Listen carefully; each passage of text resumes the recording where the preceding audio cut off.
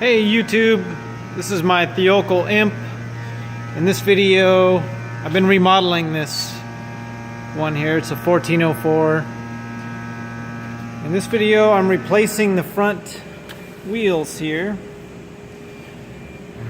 from the old Bearcat wheel, which these are pretty tore up.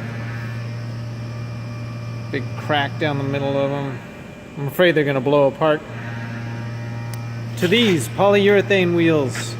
I got these from Spryte Improvement, and they send you a whole instruction sheet, new bearings, cup, even a little instruction on the seal. So they preload the seal in there and the first bearing, and all you gotta do is do the other one. That's the old Bearcat tire there. I'll be taking that one off next. But you can see it's, I don't know if it'll fall apart on me or not. I don't want to risk it. So we'll go to the nice new one. And that's that one.